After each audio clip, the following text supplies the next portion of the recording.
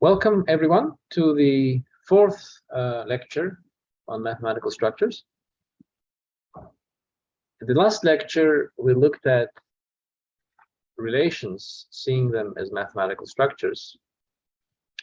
And we're going to build on that in today's lecture, where we're going to consider a specific type of relations. In fact, last time we gave an entire atlas of relations, of types of relations. But that atlas definitely wasn't complete, as we did point out.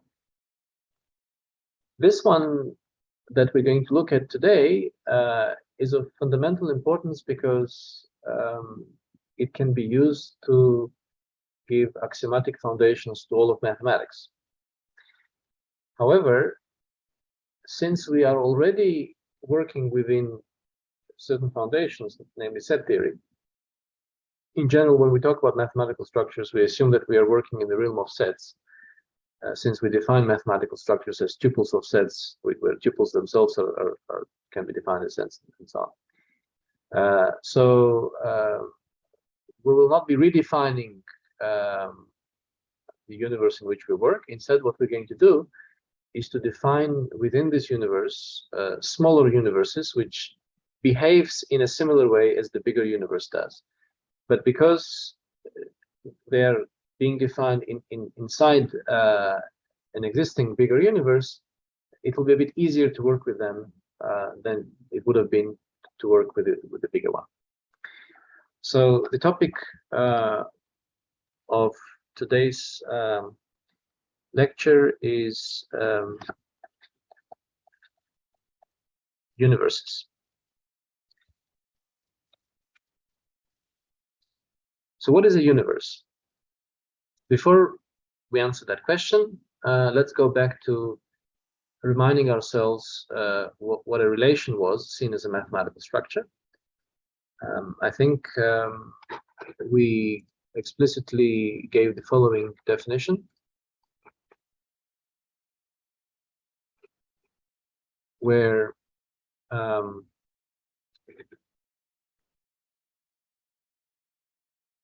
were writing out a relation as a triple, right? We had a triple x, y, r, where r is a subset of x cross y. And then in our atlas, we remarked that certain relations are of importance arise in a scenario where x and y are the same set.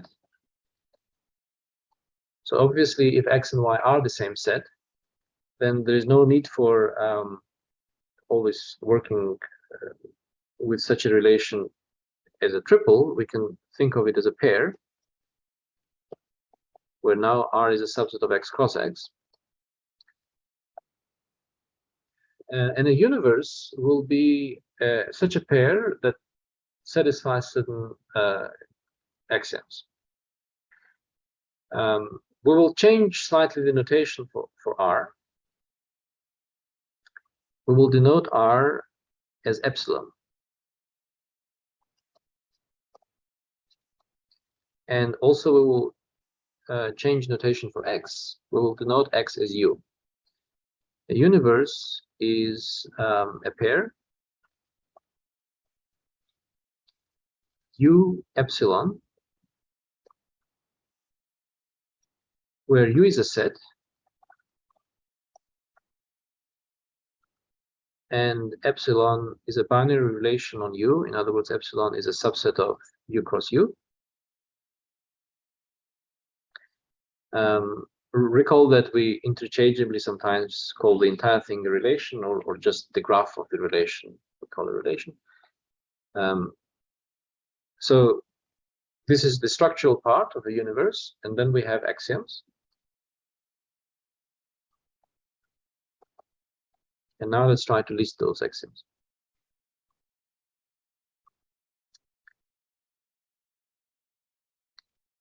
We're going to refer to these axioms as U1, U2, and so on. What does the first axiom say? The first axiom says that if you've got two elements of the universe, so let x and y be elements of U,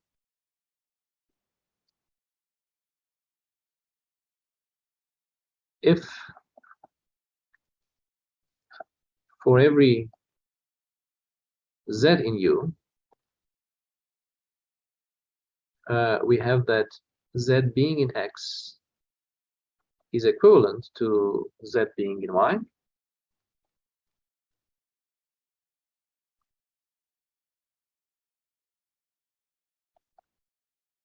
then x and y must be equal to each other. And now I realize I made a little mistake here. I didn't want to write the element relation here. What I wanted to write is the epsilon relation. And perhaps you can already guess that we will be kind of thinking of the epsilon relation as another kind of element relation. And indeed, that's right. So basically, the universe for us will be a mini version of set theory inside set theory, where the collection of those mini sets themselves forms a set, and this is the membership relationship between those mini sets. And of course, then the first axiom tells us that two mini sets,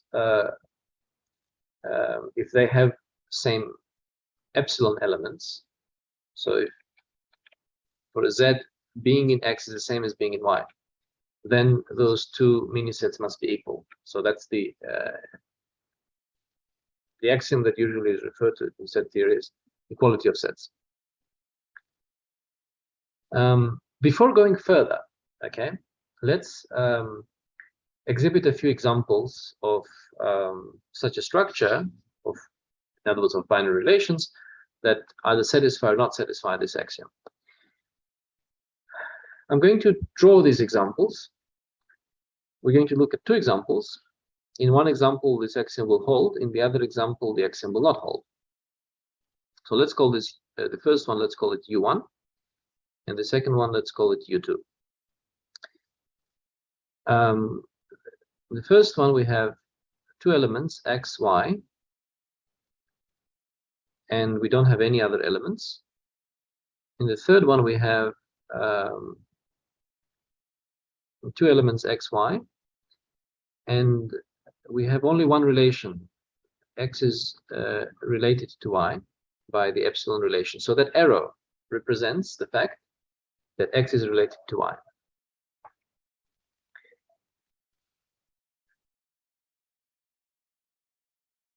Now you tell me which of these examples satisfy axiom U1.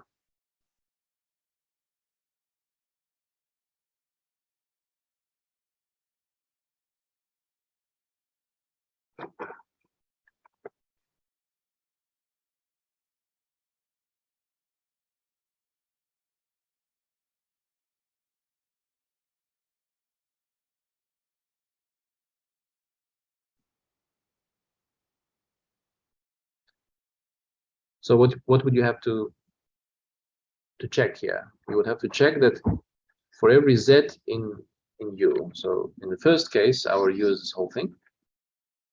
The possible values for z are x and y, because there's nothing else in U1. That's what we said right from the start. So we will have to check that for every z in U, z being in the epsilon relation with x is equivalent to z being in the epsilon relation with y. But in the first example, the epsilon relation is actually the empty set. In the second example, the epsilon relation contains only one element. It's the ordered pair xy. Maybe I should just remind you here what this notation refers to. This just means that the pair zx is element of epsilon. And similarly, this means that the pair zy is an element of epsilon. So is it true that for every z, zx will be element of epsilon if and only if zy will be element of epsilon in the case when epsilon is the empty set?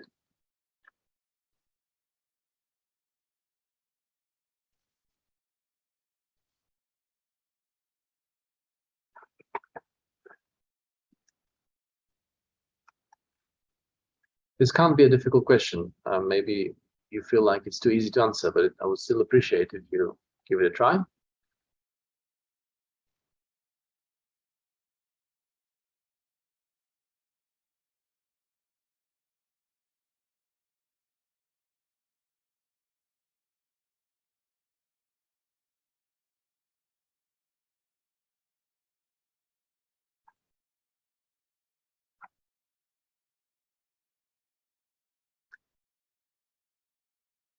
I'm now getting suspicious that maybe you can't hear me at all.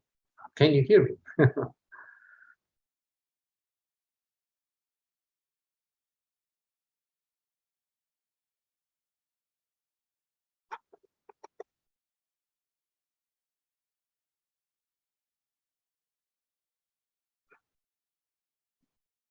I can't hear anyone.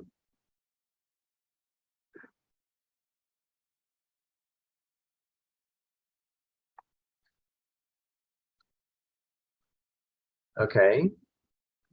So there is one input on the chat that it doesn't seem to be an easy question. Anyone else wants to say something? Maybe you should tell me what is confusing if you find anything confusing here.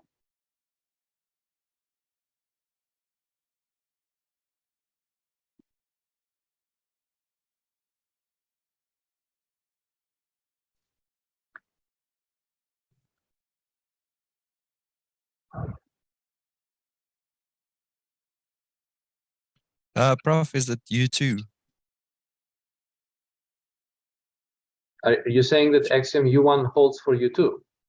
Yes. Wrong answer.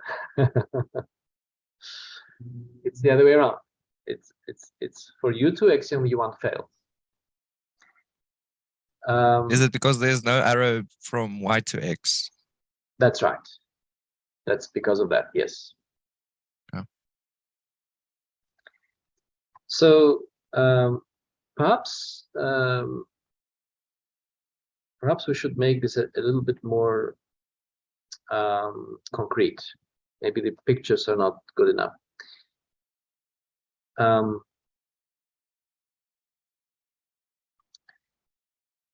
There is another way to write this equivalence. So let's write this down. Another way to state U1. Let's call this U1 prime.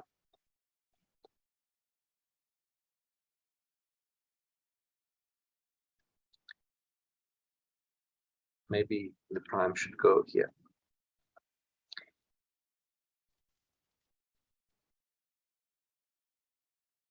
This is how we could state U1 in a different way. So we again begin with arbitrary X and Y. And then we say if the set of those Z's in U which are in epsilon relation with X equals the set of those Z's in U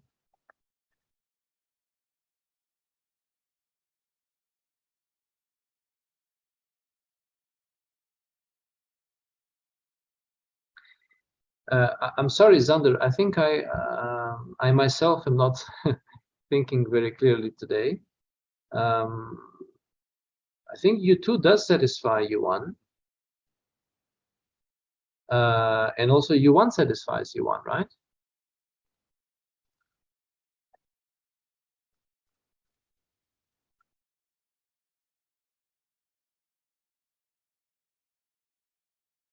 Yeah, of course. Yeah, since it is the empty set or empty relation. Mm-hmm.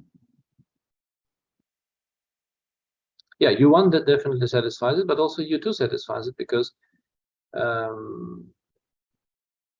what we're going to explain now. So maybe a simpler way of thinking about this is to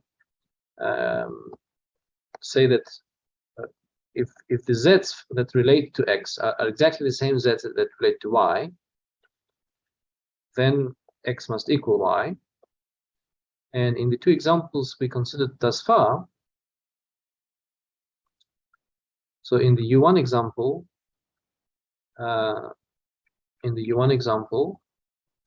this set, the first set, let's call this set 1 and set 2, or maybe we could just label it by x and y. So the one for the x and the one for the y. In the first example, of course, the z's that relate to x, there are no such z's, so that's the empty set. And also there are no. Okay, so I said some nonsense once again. I don't know what is happening. Maybe because it's the end of the term and I'm entirely exhausted. It's U1 that does not satisfy the axiom, right? And U2 is the one that satisfies. So you were completely right from the beginning. So why does U1 not satisfy the axiom? Because these z's in both cases, there are none of them, and so these sets are equal.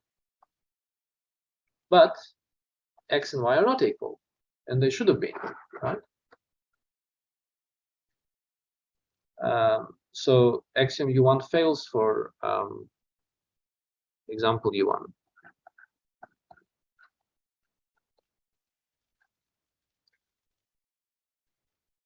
What about example U2? In the example U2, the z's which relate to x is again none of them, because there's no arrow pointing to x, right? So it's the empty set.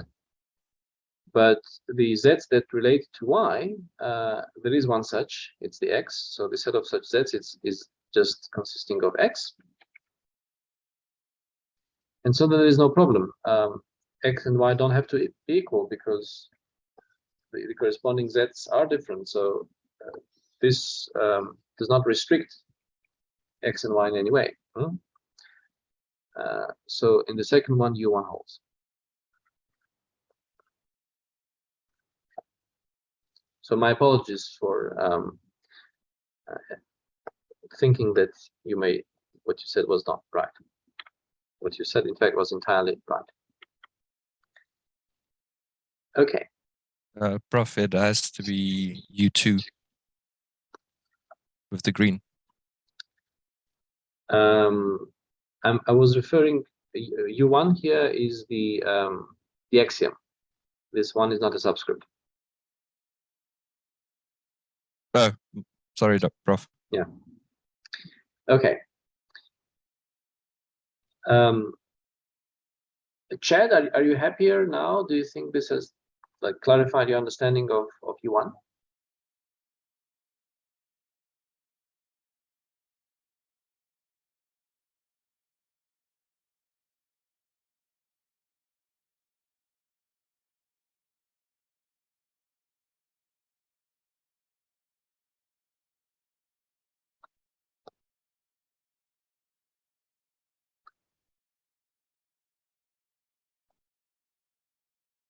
Okay. Yeah. That's good that you clarified what your confusion rooted from. Now let's look at the second axiom. So this first axiom was kind of a rule that tells us when will two mini-sets be equal to each other. They will be equal to each other when they have the same z's being epsilon related to them. The second rule will be ensuring that there is an empty mini-set in our universe. There exists x in U such that the set of those z's in U which are in epsilon relation with x is empty.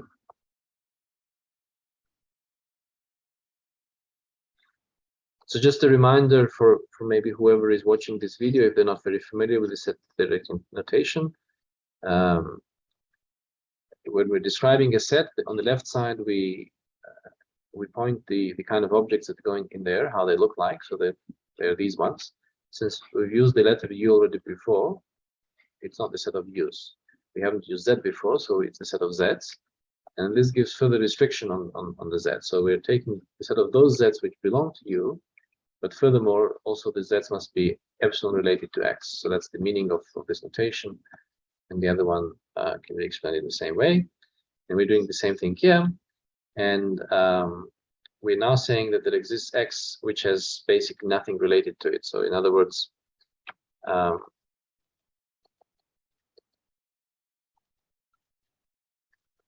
there is no Z such that Z is epsilon related to X. And if we go back to our two very simple examples we're trying to build, in the first example, certainly U2 does hold. In fact, there are two such X's which have no Z related to them, because neither X nor Y have anything related to them. So U2 here holds. But it's the second example.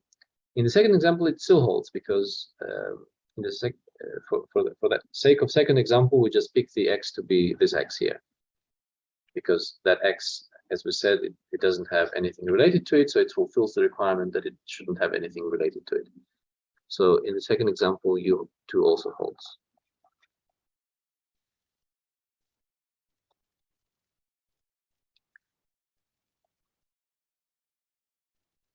And now U3.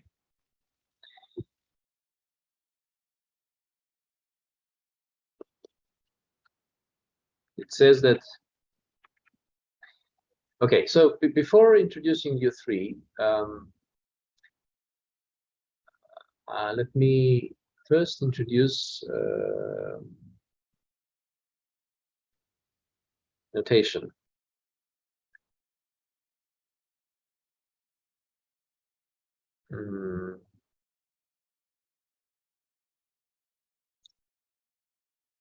Actually, I'm going to do that afterwards. I've swapped around the order of axioms in my mind just now. So we'll come back to the U3 I wanted to state a bit later. First, we're going to do this one. For every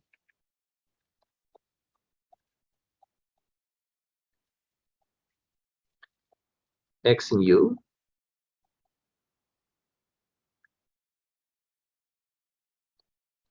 there exists Y in U such that the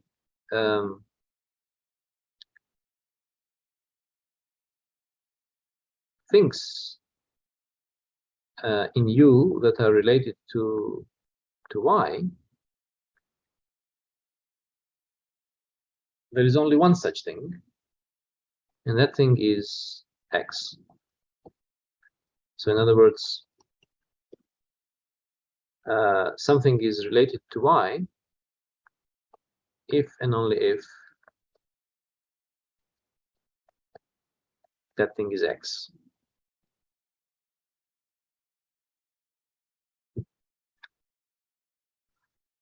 This axiom will fail in both of the examples above. Let's draw on the picture what does this axiom require. So imagine you've got an X, right? Now there must exist a Y for this X, so that there is only one arrow going to Y, and that arrow goes from X. And for every X, such Y must exist. If I go back here, in U1, already for the X, such Y does not exist because there is no arrow going that way. So in U1, the axiom certainly fails. So U3 fails. For U2, things are looking promising because it seems like for X, such Y does exist. But then the problem is that for Y, such other Y does not exist. So if we wanted now to have something like that for a Y, but we don't. So although it exists for one of them, it doesn't exist for all of them, and therefore it fails. So U3 fails here as well. And now let me look at the question on the chat.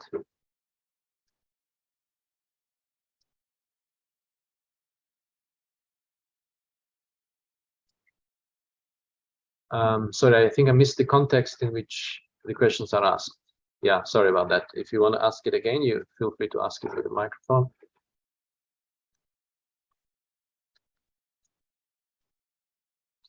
Now, if we wanted to, so I mean, seeing that this axiom U3 fails for both U1 and U2, maybe we try to build an example where it does not fail, and seeing that this y needs to exist for every x, we begin. Let me redraw this. So we begin somewhere. We must begin somewhere, because by axiom U2, I mean, I want to still keep validity of axioms U1 and U2, and by axiom U2, at least one object must exist inside the universe. So there needs to be a beginning. Let's call that thing x0. Now the x0, according to U2, should be such thing that it doesn't have any elements at all. So we don't want to have any, not elements, sorry, it doesn't have any z's epsilon related to it. So we want to keep that x0 like that without any arrows going into x0. But now for that x0, applying the axiom U3 for x being that x0, we need to have a y, and we will call that y x1, which has this epsilon arrow going into it, and that must be the only arrow going into it, because we said here that something has arrow going into y if and only if that thing is x, which is our x0. But now we iterate again, apply U3 in the case when x is x1, and this forces existence of x2 with a similar property. And in the end, we get a chain, right? It goes on like this. A question: can this chain ever loop back? So if I follow the chain, can I ever loop back, maybe, and maybe at some point here, when it's xn, have an arrow going back to one of the middle parts of the chain, let's say x2. If something like this were to happen, would U3 be satisfied?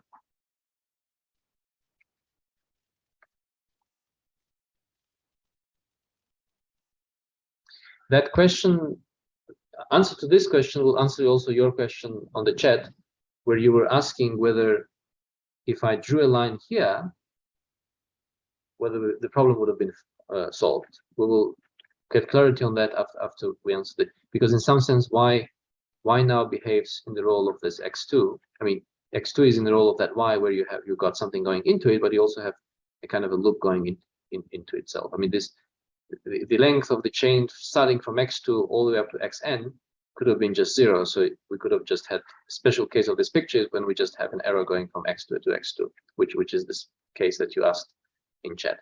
So, but can something like this happen? Would U3 be fulfilled if something like this were to happen?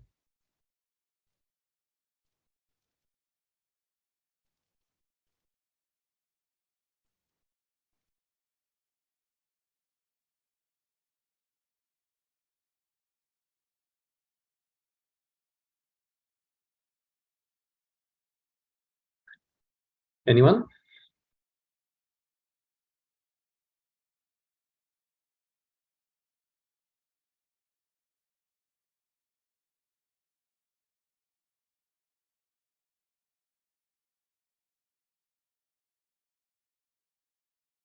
In the specific way that it's drawn here, can it happen?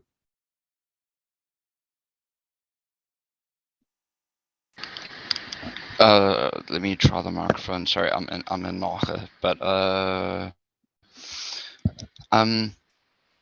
Professor, if I believe so, if there is only one line, if there is only one relation going to xn. Well, there is only one going to xn on the picture, but what about x2? Now there are two arrows going into x2, the one from xn and the one from x1. And remember, x2 oh yeah. Never mind. Yeah, x2 was supposed to fulfill the requirement of y in the case when x is x1, and now it doesn't anymore. So the loop cannot go into the middle like that, but maybe it is still possible that the loop goes back into the starting point. So something like this. Maybe this could still happen.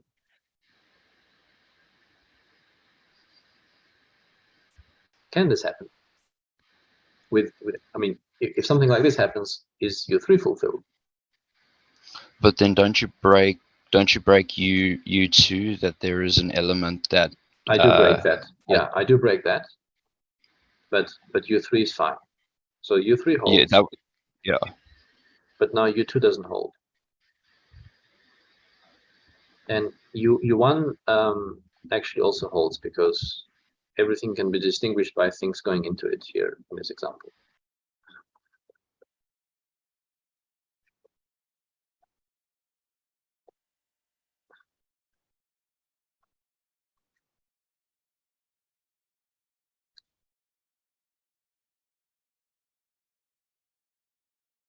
If I want not to, for all three of them to hold, is an easy fix. I could basically have two options. One is I could add another candidate that would give me a chain which never loops back onto its beginning, or I could just turn this into such a chain. So instead of looping it back, I could just take the same thing and then let it run forever instead of looping back. So we erase this arrow, and then we let this continue forever. It goes to x4, and then it never stops. And then also U2 holds, which is good because now we have all axioms hold in this scenario. So that was U3.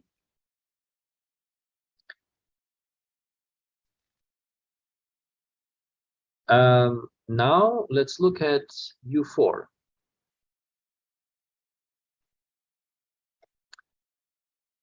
U4 will say that for every x,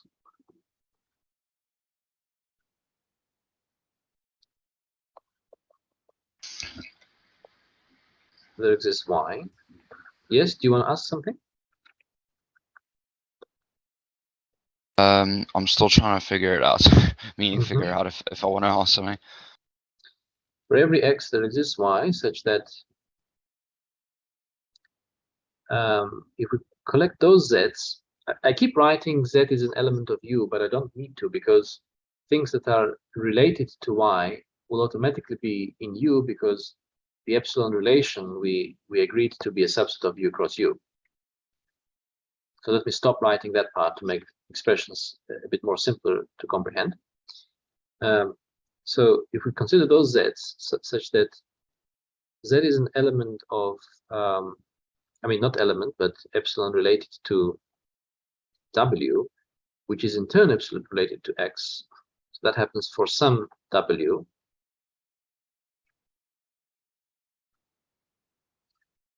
And if you remember, when we defined composition of relations, and we actually did define composition of relations last time, this is actually the same set as the set of those z's which are related to x by the relation epsilon composed with itself. Okay. So the set of such z's must be exactly the set of the z's that are epsilon related to y.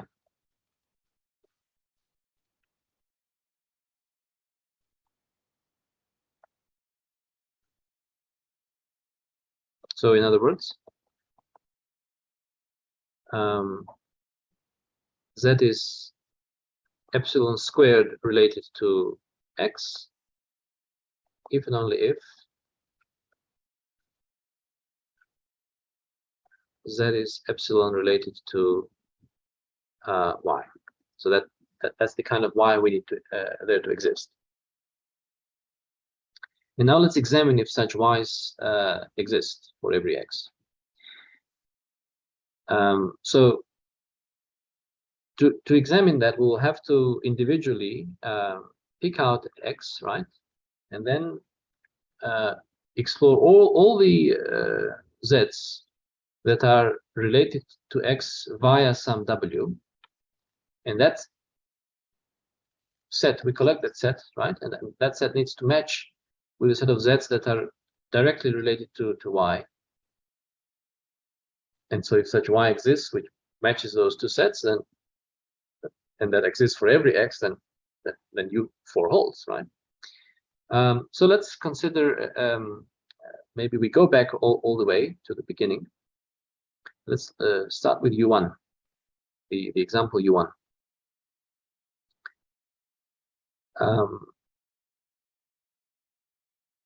So let's try to classify here which z will be epsilon related to w that will be epsilon related to x in the specific case of x. Well, there is nothing epsilon related to x, right, in the specific example, because nothing is related to x. So then clearly there is no such w, and so there is also no such z. So this is is true for no z. So the set of z's such that this holds is the empty set. And remember, that needs to match with a set of z's which are epsilon related to a specific y, and we could pick that y to be the same x, actually, or we could also pick that to be y.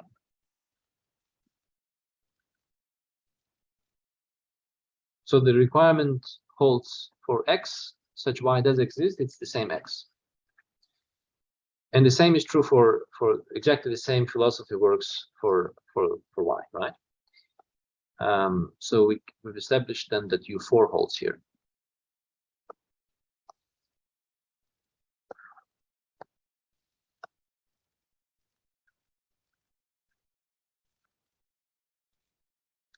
Now let us look at example U2.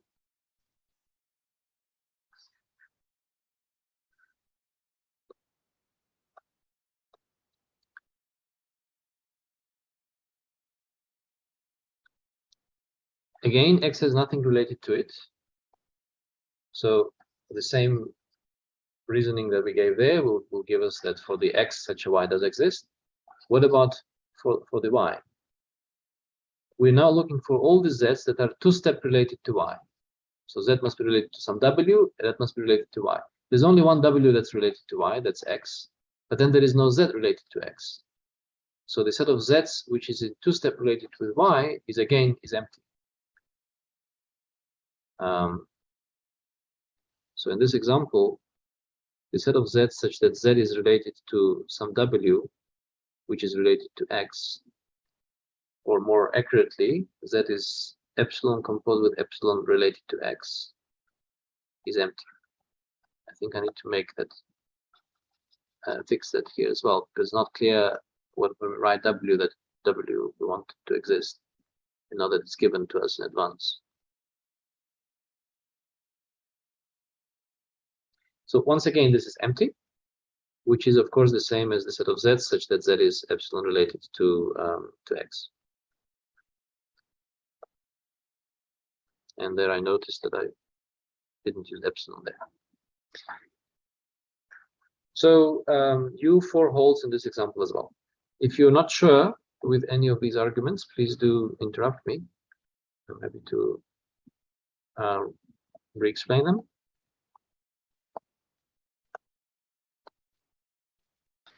Professor, can I quickly just get a refresh on what U2 says? U2 says that there is something which has nothing related to it. Okay. Okay, so I suppose that goes back. So that was actually the question I was wondering about earlier. The universe you drew lower with the chain that just doesn't end, the one where you have Yeah. x4 going to a dot and carrying on, Yeah. how does U2 hold if we don't really know, considering it carries on, we don't know X0 if is there the one that we want. X0 is the thing that fulfills U2.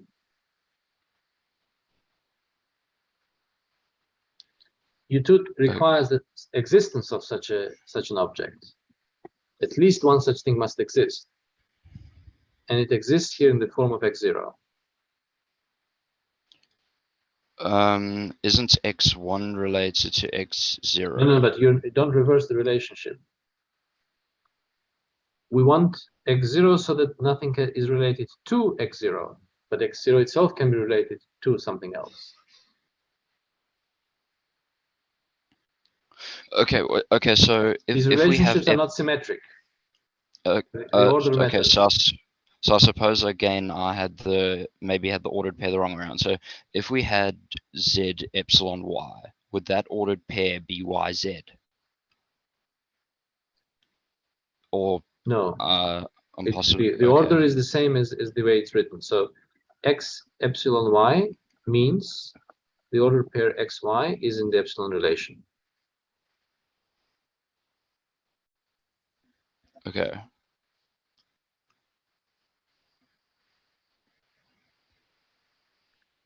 So the order doesn't change.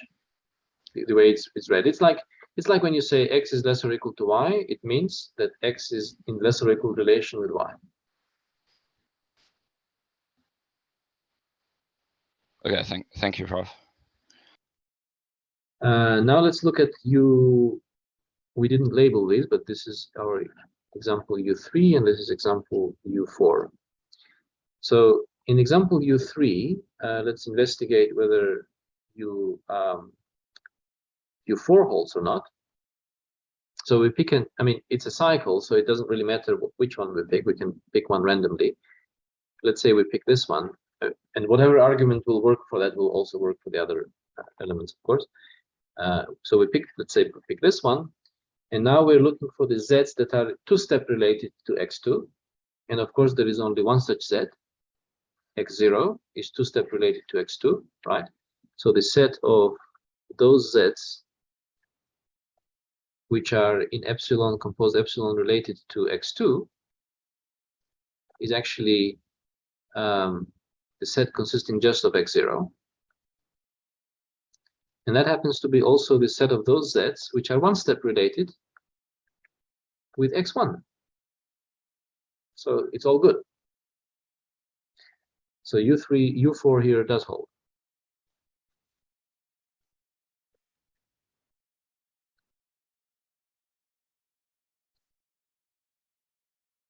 This is actually an illustrative example because you see, for x2, the thing that makes U3 hold is x1.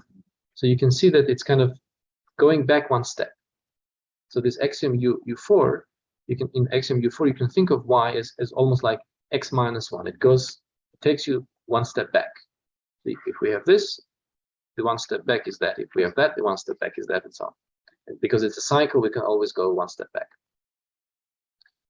What about U4?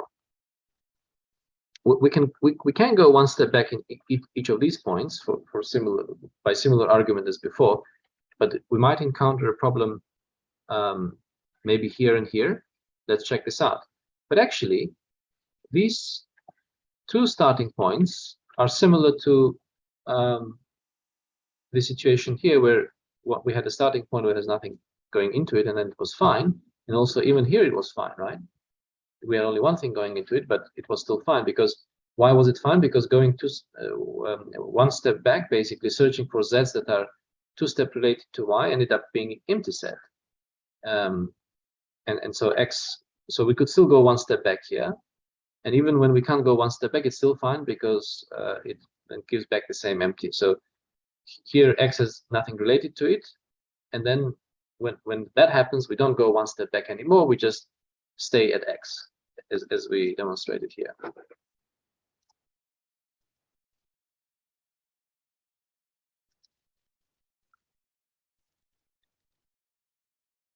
What does that mean? That means that for U4, axiom U4 also holds. I think my labeling of axioms and examples is a bit confusing. I apologize for that.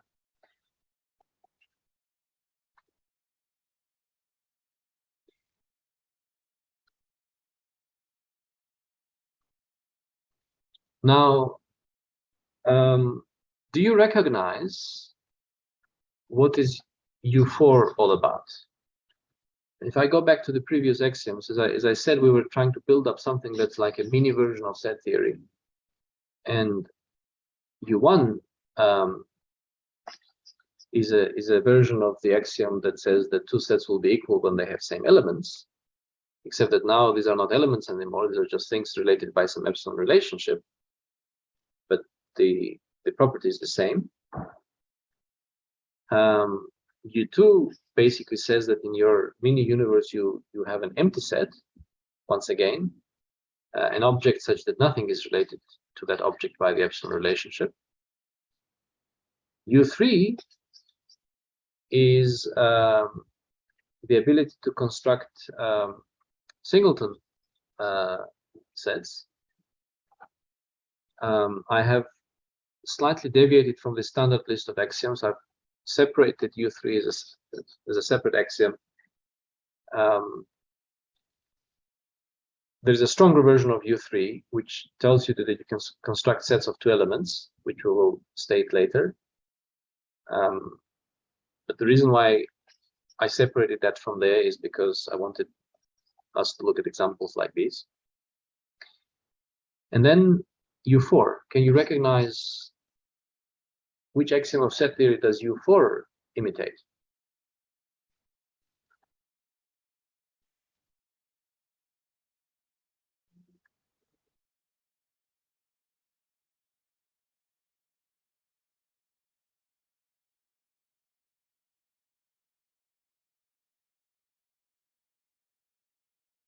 So let's try to interpret this axiom U4, thinking of this epsilon relationship as the usual element relationship. And what does it say? We've got X, right? Collecting all the Z's that are two-step related to it means what? First, let's collect all the W's. So in other words, we expand this set X into the set of W's. So these are the W's, right? And then we expand each of them furthermore. So the Z will be here.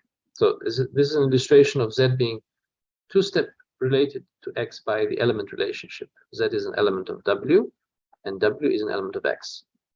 If I want all such sets, right? Well, firstly, I need to collect all of these ones. All the elements of W will work.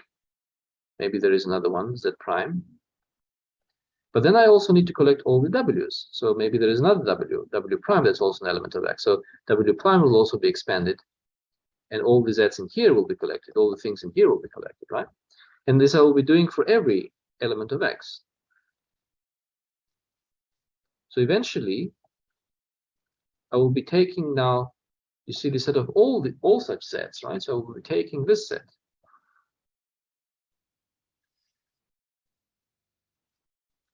Which of course is, what is the set? It is the union of all, it's the set theoretic union of all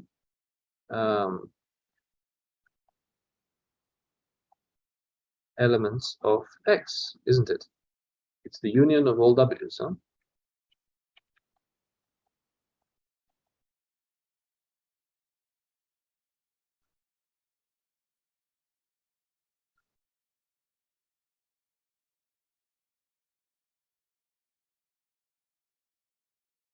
I don't think I can find anything that this has to do with the subset relation.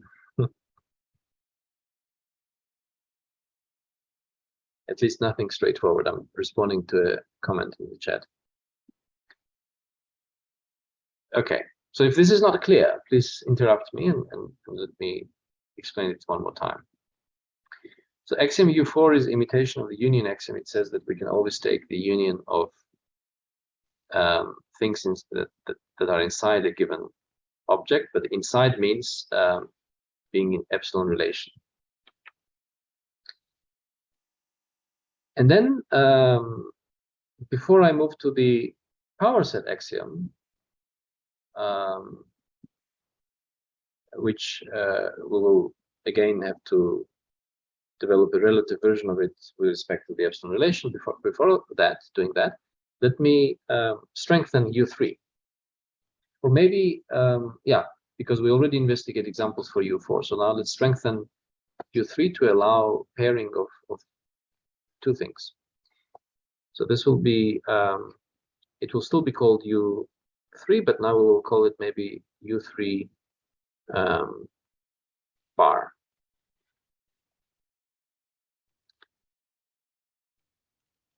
So U3 bar begins with two objects in U. So for every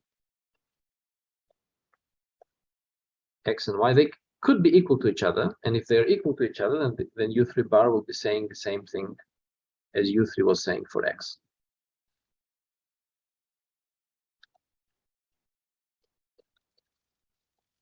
There exists, for every XY, there exists Z. Maybe I don't want to call this Z. Let me call this P. Such that the Z's that are epsilon related to P are exactly just X and just Y, and nothing more. So in other words, Z is epsilon related to P if and only if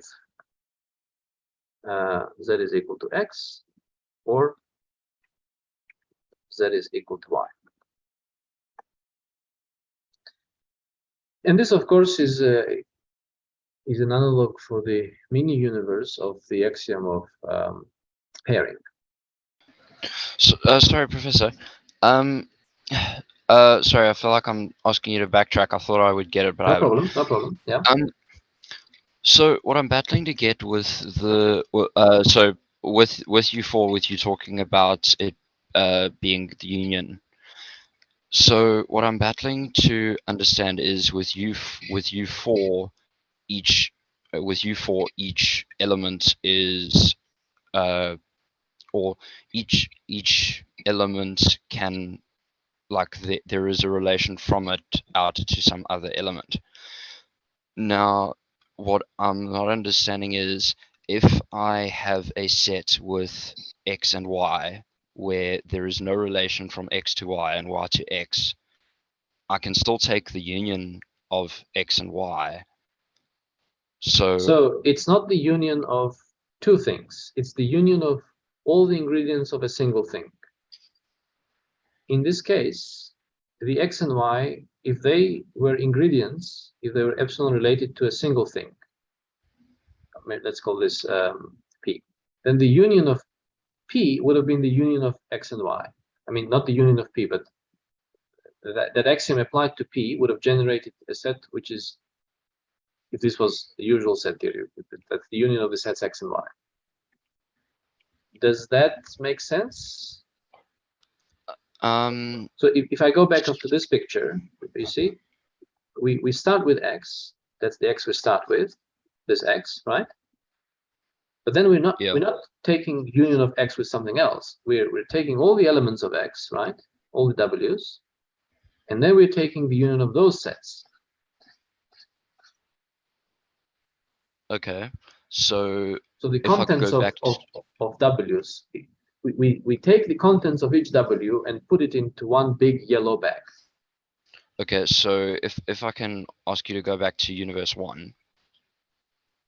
Yeah. Would the thing that X and Y have in common that would allow us to take the union of them be that they're at least in U1? So there's nothing related to X, right? So No. X is like the empty set, right? So we can't even do this first step of decomposition to decompose X into elements. If I decompose X into elements there, into things related to it, I will just get empty bag, right?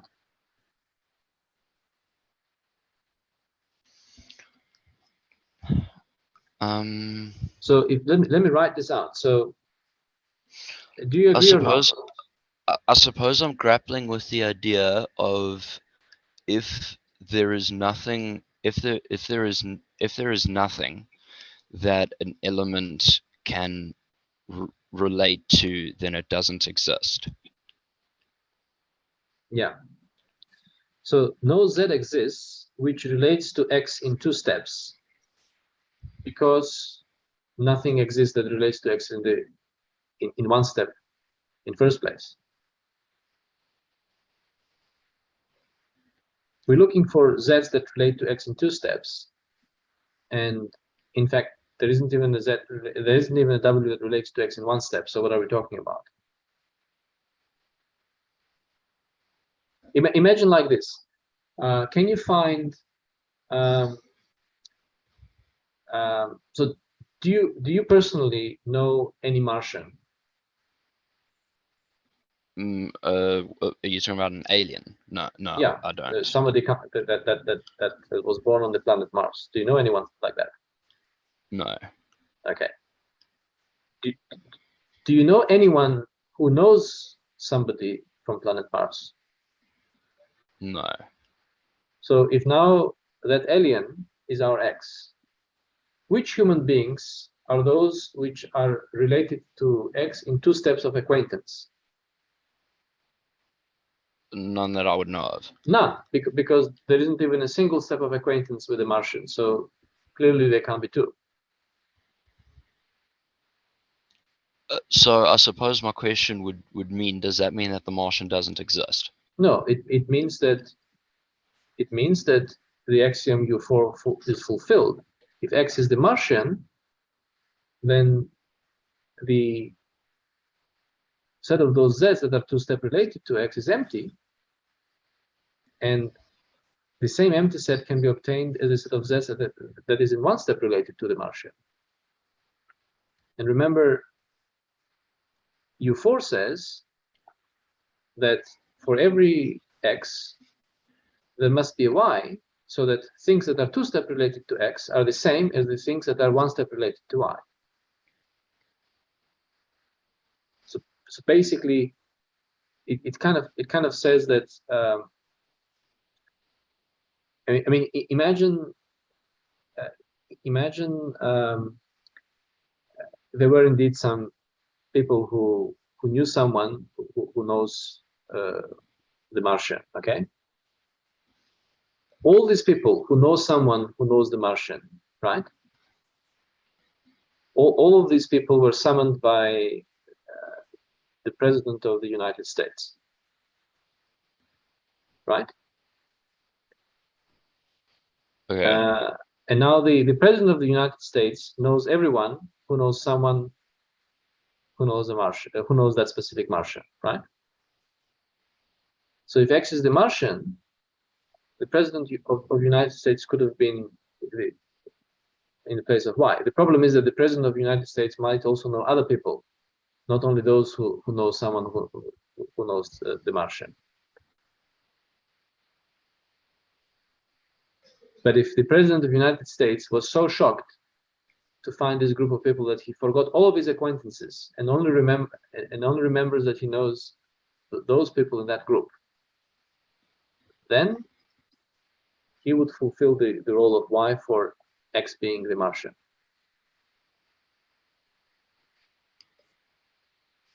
Okay, so in the case where no one knows a Martian, does that mean we can't take the union of the Martian with anything?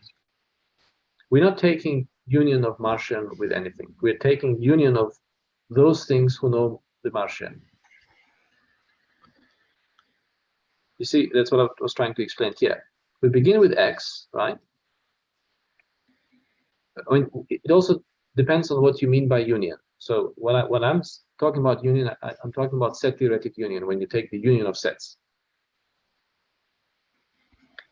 What is union of sets? Let's maybe draw a picture for that. If I have two sets, X and Y, this is not the union of sets. This set is not the union of sets, right? This is the set whose elements are x and y. Union of sets means unpack everything you had in x, put them on the table, put everything you had inside y, put that on the table, and then take a set and then pack them back into one bag. That will be the union of x and y. Yeah? Do you agree with that? Yeah. So that's what we did here. But we didn't do this with x. We did it with w's. We unpacked each w. So this is the unpacking of each w. And then we put all of these contents of all the w's into one bag. And that was supposed to be the bag represented by y. Okay, so if I can go back to U1, would that mean that x and y are the empty set in that first universe? Yeah, x and y are the empty set in the universe. Therefore, union of elements of x is again x, because union of elements of x is still empty.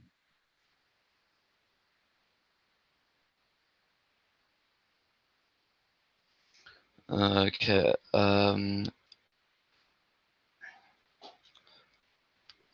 That spawns a lot of other questions I have, but it would possibly divert the lecture further than it already has been. No, I think it's a significant discussion, this one, because the concept is not trivial. Yeah. So does that then imply that if I have an x and a y, and there is nothing that I can relate x to, then it's empty? You mean nothing that relates to x? Or nothing that has arrow going to x? No, well, if there's nothing going out of x. If there's nothing going out of x? Yes, does that mean then that x is empty? No. We think of x being empty when there is nothing going into x. Something is empty when it doesn't have contents, right? Yeah. Okay.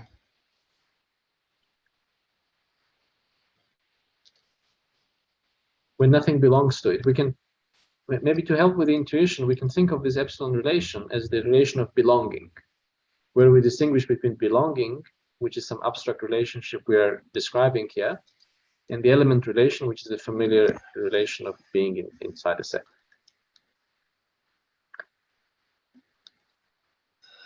I think that I think what's happening is that the very, very, very fundamental idea of what an element is busy breaking for me. So I'm pretty much re-establishing a lot of my foundation at the moment. Yeah, I think that I think why this might be a bit confusing is that this is supposed to kind of model the usual element relationship, but I think that already with the usual element relationship, you have similar uncertainties and maybe mismatch of understanding with the standard approach. Because I'm not sure you fully understand with the usual element relationship what I'm trying to draw on here, or do you? So I understand what you've drawn there. What is bothering me though is the elements you're drawing from the meaning of their existence, I suppose. So I suppose I've never thought of the idea before of an element needing something going to it, or yeah, of an element having something going into it to imply its existence. In usual set theory, unless one does something called atomic set theory, in usual set theory, elements of sets themselves are sets. So element is actually a binary relation. It's not a property of an object, whether that object is an element or not. It's a relationship between two sets, whether one set is an element of the other set or not.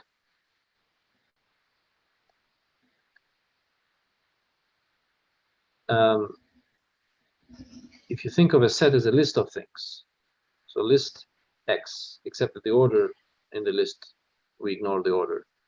If two lists have the same contents with different order, then we regard them as the same list. If X is seen as a list, and then we have another Y, list Y, so X is a list, so it has some contents, right? And in this contents of list Y, one of the items is X. But what does X refer to? It refers to the entire list. Okay. This is what it means for X to be element of Y.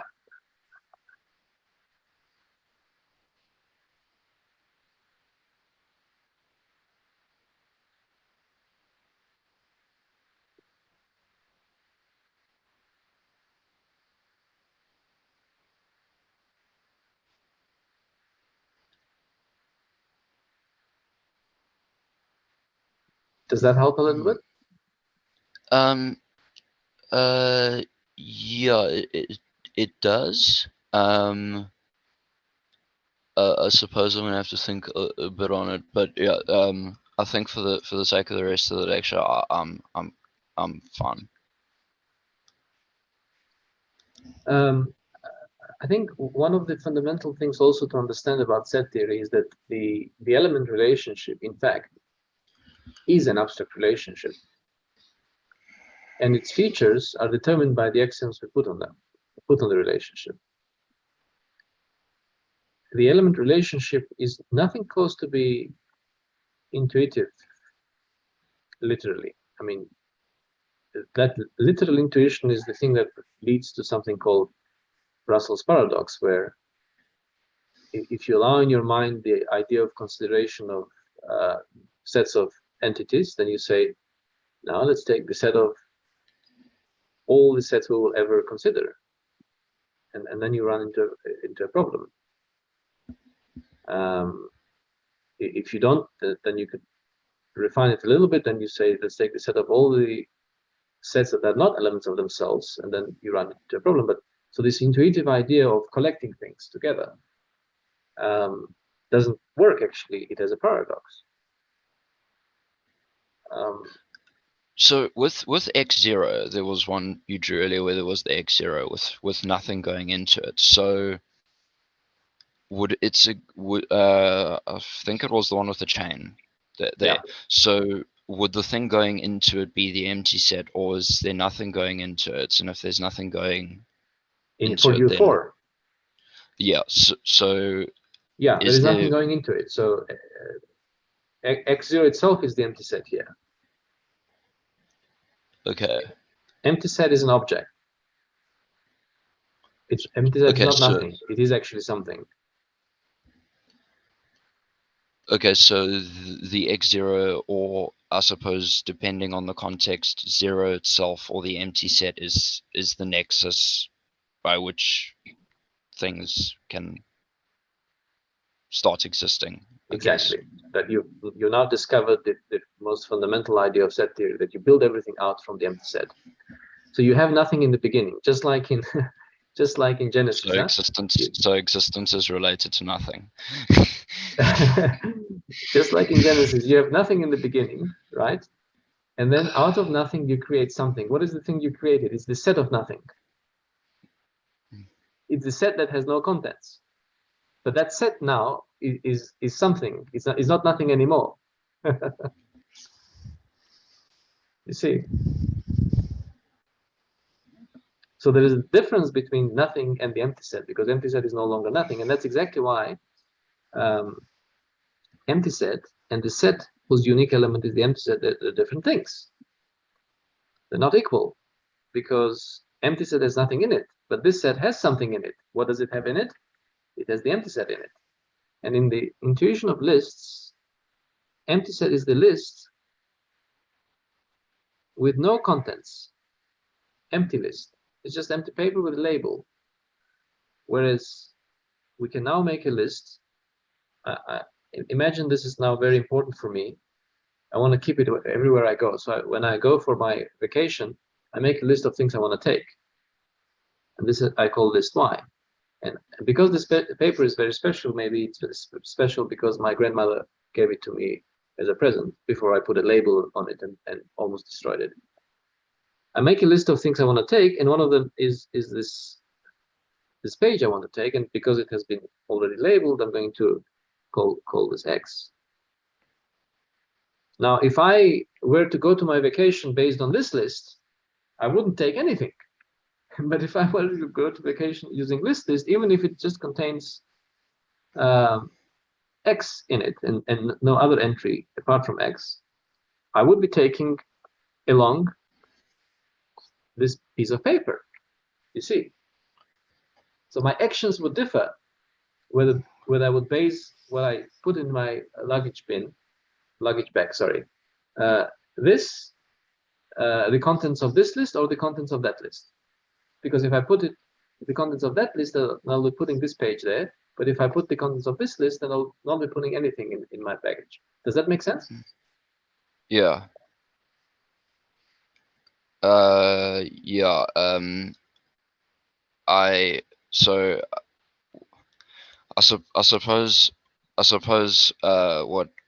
what I suppose I'm learning is actually the real reason for the empty set axiom, and it's not just an accounting device. It's a fundamental thing as to the theory of things. Yeah, that's a good point. So for me, the empty set, I suppose I didn't find much importance for it. So to me, it was just really an accounting device. So Good. Yeah, I think you've reached the heart of the offset theory.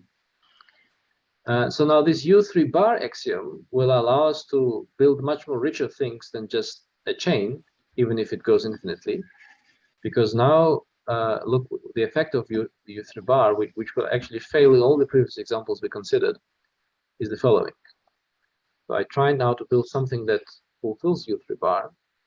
So let me call this U5.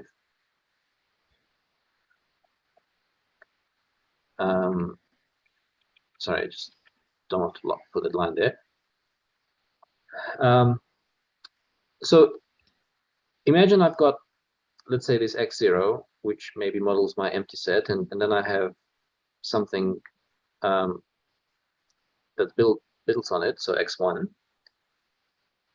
But now X0 and X1 are different entities, and I want to have a P which will have exactly X0 and X1 related to it and nothing else. So the picture will be that this P will have arrows going from X0 and X1 separately. And before, there was no such P, because with X1, there was only one arrow going to it, because now we need two, so X1 wouldn't serve the role of P. And so we never had two arrows going into the same object thus far, but we always had at least two objects. Therefore, axiom U3 bar couldn't have been fulfilled in those examples. But once I create the P, now there is a necessity to do more, right? Now I want, for example, the role of X and Y to be played by X1 and P. So I will need another P prime, where I have further arrows like that. And this should happen for every pair. And really my sets now will multiply and multiply. I will not be able to draw the picture anymore, at least in such a nice way as I did the other pictures. So I'm going to put large 3 dots here. So that's axiom U3 bar. And as you see, it kind of imitates the axiom of pairing. So basically, if I think of the epsilon relation as being the actual element relation, then of course P is the set whose elements are X0 and X1, because these are the ones that are element relation infinitely, right? So we are able now to form sets of more than one element. And the final axiom I wanted to tell you today is, well, actually two more, sorry, there are two more to go. U5 is what's going to mimic the power set axiom. So for every x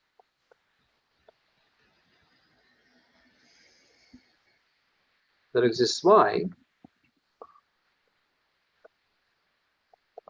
such that now the elements of y are subsets of x, right? So I need to introduce the subset relation, otherwise my description will be very technical. So before stating the power set axiom, perhaps I should describe a new relation that's designed out of the epsilon relation that captures the idea of a subset. So if I've got two mini sets, x and y, in such an arrangement that the things that are epsilon related to x, let's say there are three such things. So there are three things, let's say, related to x by the epsilon relation. Then all three, and possibly more, are also related to y.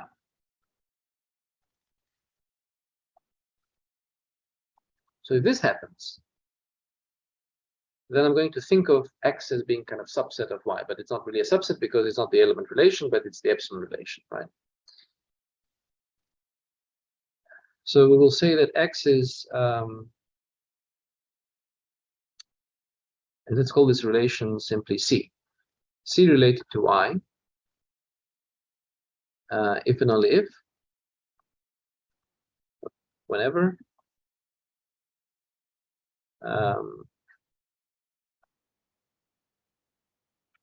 well, we could write it like this. The set of z's, which are epsilon related to x, is a subset of the set of z's, which are epsilon related to y. That's how we could write it, yes?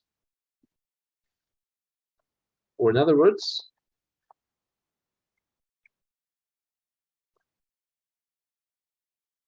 if some z is epsilon related to x, then the same z must be epsilon related to y. And that must be true for all the z's. Now, using this C relation, I can formulate U5 for every x that exists y, such that those z's which are C related to x are precisely those z's which are epsilon related to y. So in other words, something will be C related to x if and only if, so it's a short way of writing if and only if, I with double F, if and only if z is epsilon related to y. And this, of course, will give me even more, it will multiply this objects in my universe even more, because let's say you've got x that has, or let's call this thing, yeah. So let's say we've got x that has two things related to it, A and B. How many possible z's are there which are C related to x? One possible z is a z, let's call it z1, which has epsilon going to A. Another possible z is, let's call it z2, the one that has both A and B going to z2. A third possibility for a z is a z which has only B going to z3. And there is also a fourth possibility for z. The fourth possibility is z which has nothing going into it. That's z4. So that's, again, our empty set.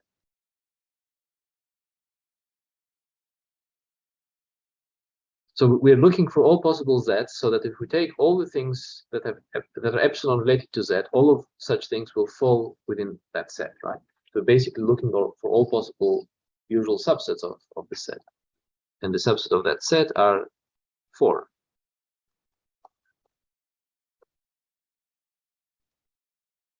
So the empty set is described by Z4. The first one here is described by Z1. The second one is described by Z2, and the last one, sorry, Z3. The last one is described by Z2. In fact, Z2 by axiom U1 will end up being equal to X. The point I wanted to make here is that if there are two things going into X, this will automatically generate 4 different objects where one of them actually is the same as X. In general, if there were n many things going into X, the number of z's that will be generated will be 2 to the power n. And you can see there is now exponential growth in our universe. So U5 is a very powerful axiom. That's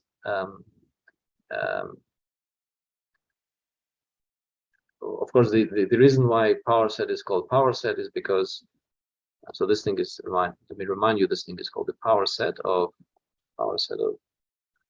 that is because the number of elements is calculated in terms of exponentiation, raising to the power. Okay, well, at least that's how I always thought of it. That's U5, and I think let me think a little bit. I think that's all. It's all the axioms that I wanted to put here. One can put more axioms. Oh no, sorry, I forgot about one. The last one, U6.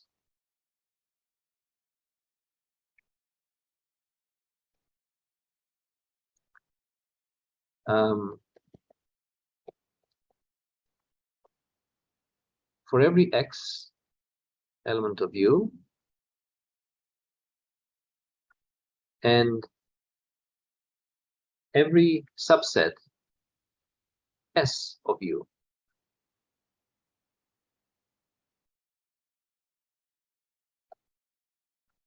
that exists Y element of U such that, let me make a drawing for this one. So we've got X, right, inside U. So this is our universe U. And then we have some subset of U as well. So let's draw that subset with S. So this is the subset S of U. This is S, and this one is U. Okay. Now, let's decompose X into its elements, or rather not elements, but into things that are epsilon related to X. Let's collect all the things that are epsilon related to X. So let's say they are these things. So these have arrows going into X, and let's agree that only these ones have arrows going into X. There's nothing else that has an arrow going into X. Okay. Then let's collect the ones that are on the overlap. So the ones that have arrow going into X, at the same time, the ones that fall inside our set S. So we collect those together. What this axiom will require will be existence of Y such that those points that have arrow going to Y will be exactly these 3 that fall in the blue area. So they will have arrows going into Y, and exactly they will have, and nothing else, arrows going into Y. So there exists Y such that the set of all the Z's from S, which happen to be epsilon related to X, is exactly the same as the set of all those Z's which are epsilon related to Y.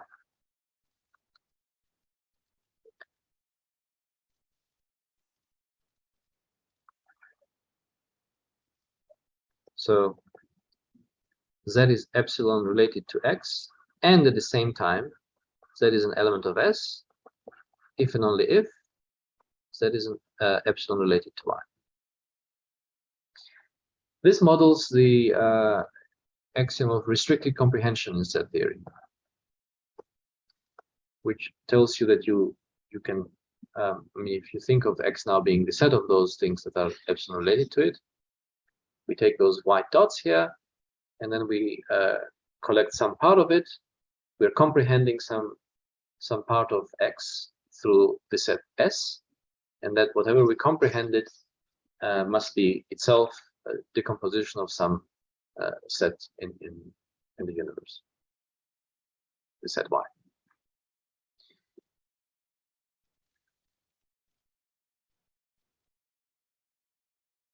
So maybe at this point we put names to these axioms.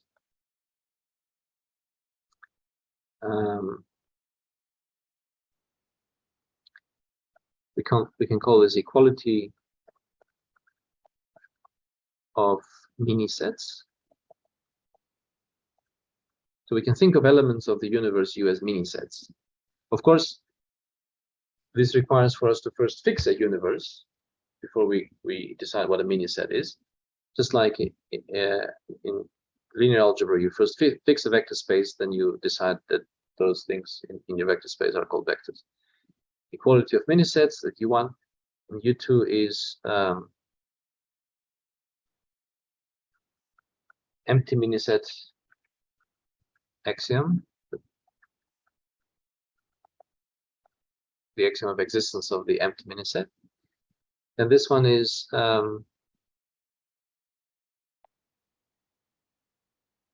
singleton mini set axiom. It says that we can form singletons of mini sets. And U4 is the mini set union axiom. I'm just adding this mini set in front of the standard terminology for axioms of set theory. This is mini set pairing. By the way, this terminology of mini set is something we invented right now, so it doesn't really exist in the literature unless we turn this into a little booklet. This one is U5 is that was our power set, right? Let's call this power mini set axiom. There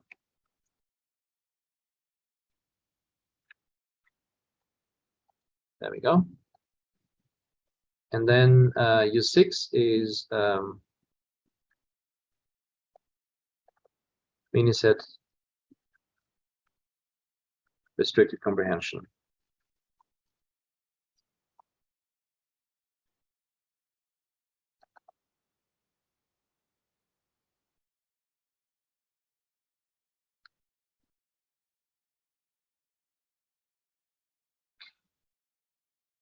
There are a couple of more axioms of set theory that can be adapted to this structure, to this mathematical structure of the universe.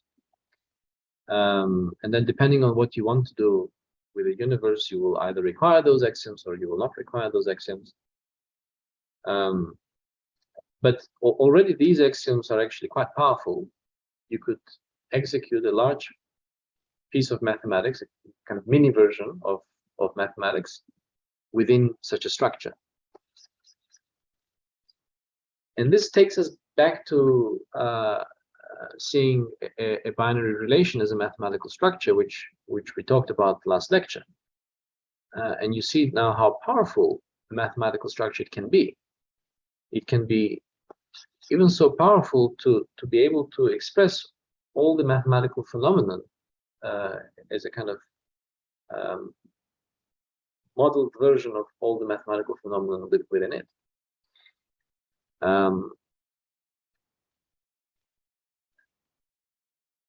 Well, you might ask another question. Why is this important? We already have set theory. Why do we want mini version of set theory? And the answer to that question is that sometimes set theory is not enough. Sometimes you've got your set theory, so this is like now maxi version of a mini universe. So imagine this is now the collection of all possible sets you're working with in mathematics. But there arise times when you want to consider the collections of those sets that themselves do not form sets. So there's no single set which decomposes into that collection as its elements. So what you do then, you then basically take the power set of your universe. So if this is you might want to take its power set. So you form these sets outside your universe, but eventually you want to expand your universe so that these outside ones are now part of your universe, including the entire you itself. But because you want the pairing axiom which multiplies sets and other sets, you might have to expand it quite a bit, and you'll eventually build a larger universe. So larger universe of sets. But you could have also kind of done it the other way around. You could have assumed that you're starting working already in something that's that large, and inside it you've got a universe of many sets. That was your intent, originally your starting point, but now you think of it as something living inside your starting point, which now you assume to be bigger than what you originally thought it should have been. And there are lots of mathematical results and theories, mathematical theories, which rely on existence of different levels of universes, of different levels of size, including, by the way, the proof of the last puzzle piece missing from the proof of Fermat's last theorem, the one that Andrew Wiles completed. I haven't studied that proof myself. In fact, I know of very good number theorists who said that one will have to spend many years to study the proof. But because the proof uses a lot of mathematics that was developed during the 20th century, and one of the things it uses are axioms on set theory that ensure existence of these mini universes inside your starting universe of sets. So existence of these mini universes are a useful ingredient for establishing certain results, like the long-standing problem of Fermat's last theorem.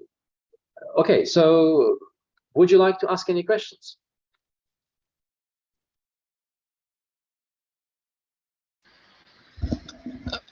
Professor, one thing that is on my mind with the union.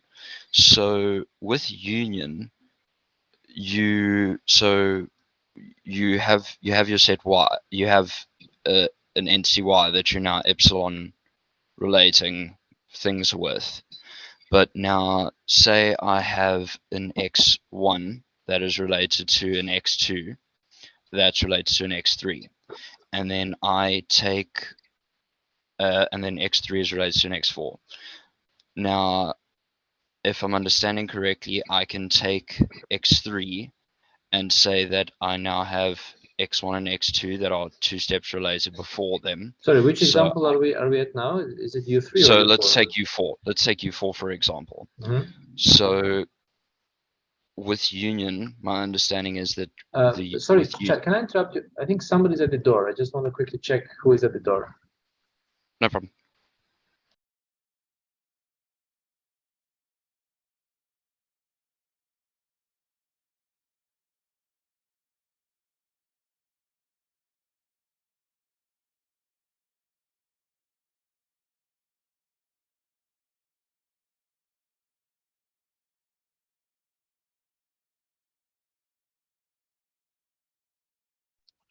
I'm back. I might have been too late. Please continue. So with union, so let's take for example, so if we have x1 relates to x2, which is related to x3. Mm-hmm. So we can then take the union of x1 and x2 and put them to y. Now, if in the universe U4, in order for us to be able to take union of x1 and x2, we would need an object that has x1 and x2 as the things that are epsilon related to it. Because remember, we're taking the union of things that are inside a given x as elements. So if I want to take the union of x1 and x2, I first need to make sure that they are epsilon related to a given x.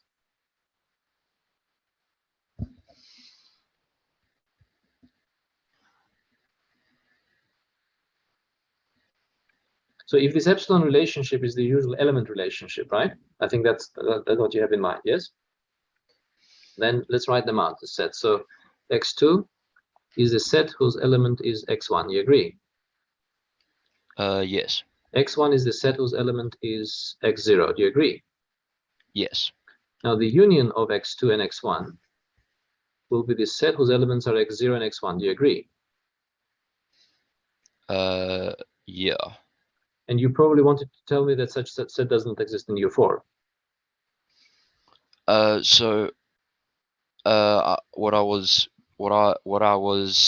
actually not really understanding is, so if we have the union of x1 and x2, right?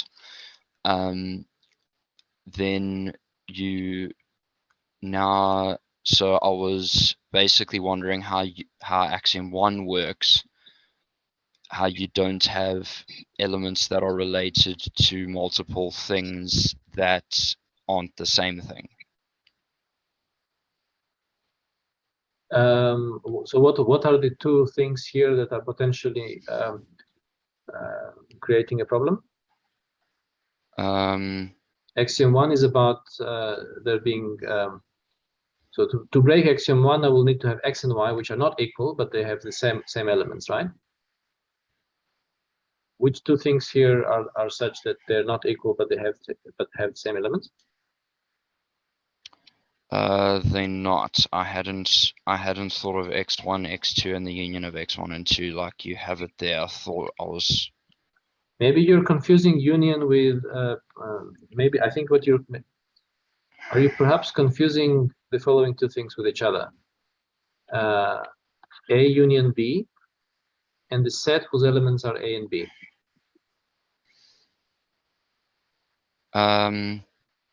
So the picture I had drawn in my head, which I'm realizing is probably wrong, is if you go down, there was where you had things epsilon related to y. There was a set where you had things epsilon related to y. Mm-hmm. I think it was further down still, the one that I was thinking of. Gosh, where was it? Sorry. I'm not confusing. But basically, I was thinking that those things that are in y, there was one that was related to something further that wasn't in y. Okay, let's recreate the picture. So there is y, and then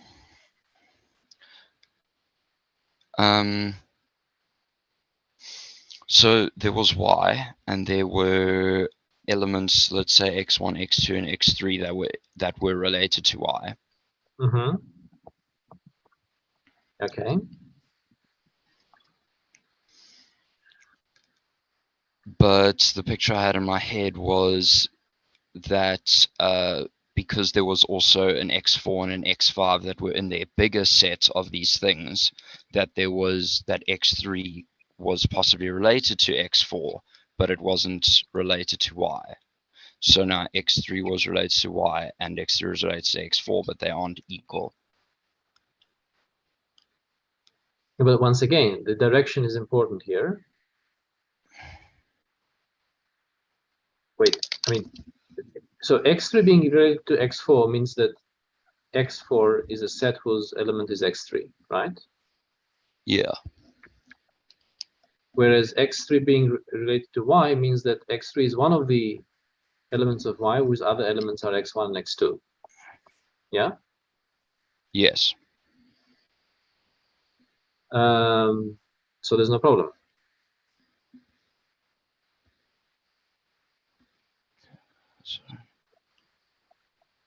I think maybe the following is the confusion. So let's take this scenario.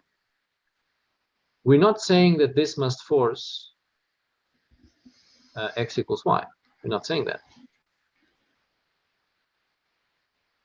What we're saying is that for every z, the equivalence of these two things, these two facts being equivalent to each other, that whole thing must force x equals y.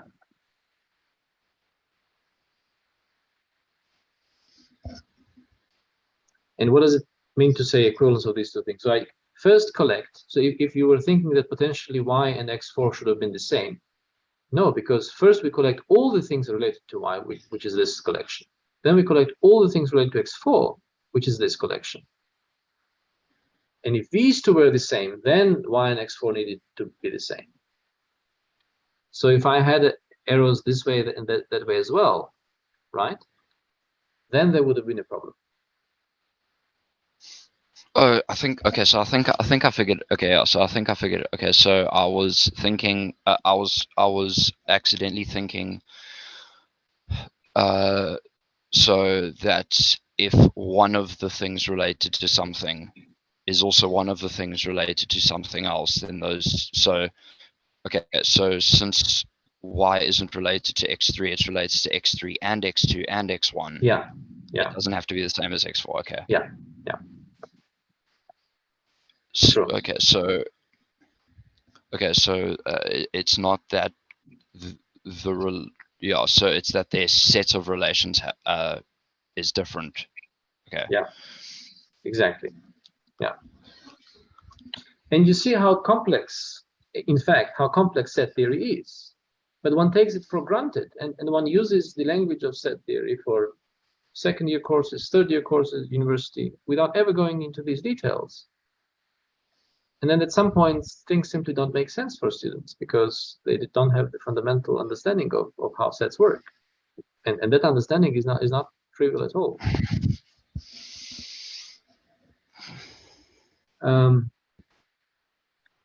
Any other questions from others, maybe? Zander, were these axioms understandable to you? U1 to U6? Yes, Prof. I understood them. That's great. What about you, Lian?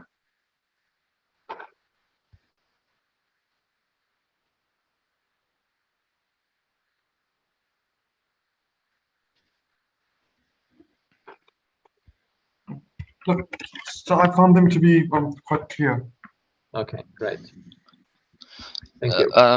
If I can just also check another thing on power sets. So a power set isn't a set of pairs; it's a set of sets of pairs.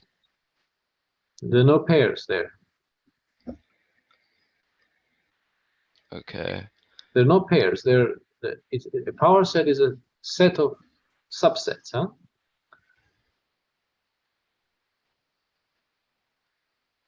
Why did you refer to pairs?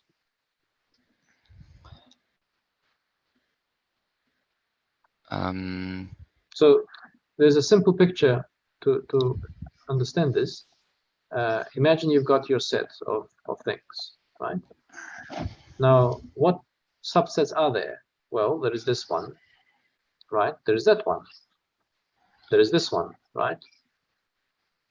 There is also this one, right?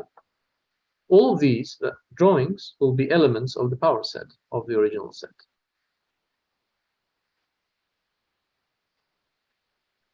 So one more time. So if this was the original set, let's call this set X.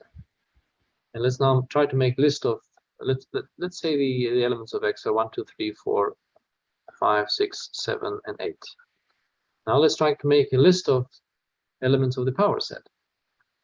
It will be a long list. I'm not going to list all of them, just some of them. Well, this is 1. So that is the set with 1, 2, and 4 in it. What other bubbles we can draw here? Well, this one. That's another one. here it is indeed a pair, although an unordered pair. We could take this whole bunch. That will be another element of the power set. So this will be all the numbers except 1, right? All the elements of x that are not equal to 1, and so on. Does that clarify the question about power set?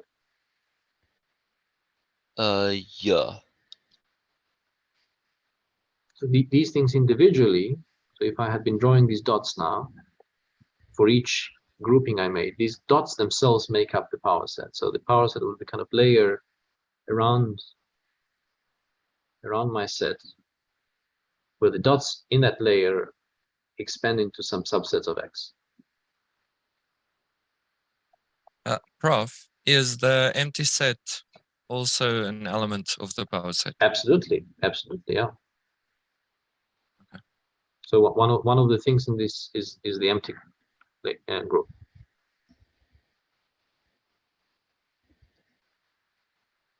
And the entire x as well. In fact, this includes the x. So this should kind of include that as well.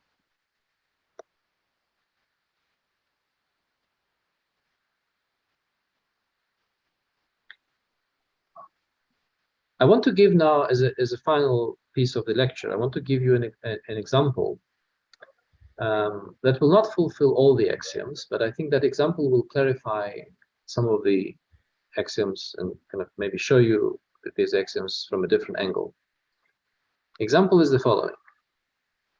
If I go back to the beginning, you see we were defining the structure of a universe to be arbitrary set with an arbitrary binary relation on it. So we could have done anything we wanted there, as long as the axioms are fulfilled. So let's consider the following binary relation. The relation of strict inequality, seen as a relation on the set of natural numbers.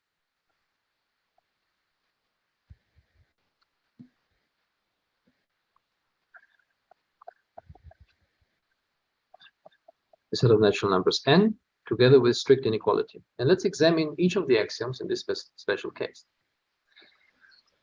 Okay, so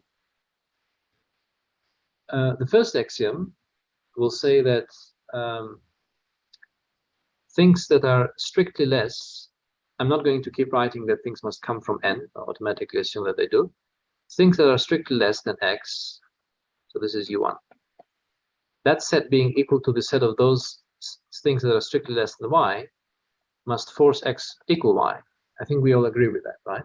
If I've got two numbers, x and y, and things that are strictly less than one of them are always the same as the things that are strictly less than the other, then of course these two numbers are the same number, right? The second axiom says that there must exist a number so that nothing is strictly less than that number. Which number is that? So I take all the z's that are strictly less than which number to give me the empty set. Would number 5 work? No, because we've got 4, 3, and 2, and 1, and 0 that are strictly less than 5. But of course, if we take the number 0, then there is nothing strictly less than 0. So 0 will play the role of the empty set. Let's look at the axiom 3. Now the axiom 3 will be a difficult one to fulfill. It actually doesn't hold. And the counterexample is given by, let's say, the number 1. So if I take all those z's that are less than a given number, is it possible to put a number here in such a way that this set ends up being the set consisting of just 1? Remember, axiom U3 says that if I have x, let me show you this again. If I have x, there must exist a y, such that things that are in relation with y, in fact, there's only one such thing, that's x, right? So that's what it says. So is there a number so that there is only one thing strictly less than that number, and that number that's strictly less than that magic number is 1. Well, there is no such number, because if 1 needs to be strictly less than this question mark, then this question mark needs to be at least 2. But as soon as it is 2 already, you will have another thing that's strictly less than that, which is 0. So 1 will never be strictly less than exactly one number. Sorry, 1 will never be the only one that's strictly less than a given number. So that it fails. This is never true, no matter what we put in the place of the question mark. So axiom 3 fails. So the first 2 are fulfilled, but the last one fails. Now let's look at axiom U4. In U4, we wanted to this union idea, right? So it will turn out it's not difficult to check that all the z's which are in two-step relation with a given set. So we're saying here that z is strictly less than w, that's strictly less than x for some w, right? Can we express this set as the set of things that are strictly less than one fixed number? And the answer is we can. If x is 0, right, then there is nothing strictly less than 0, and so that's the empty situation. And so we can write it that this is the set, then we can present it as the set of those z's that are strictly less than 0.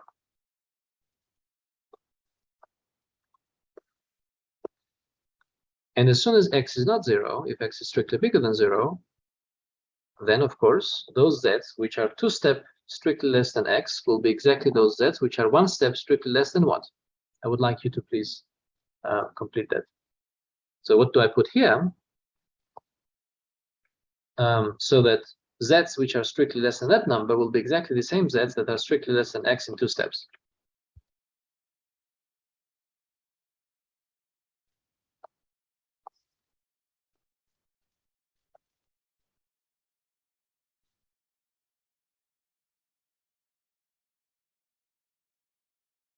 Anyone?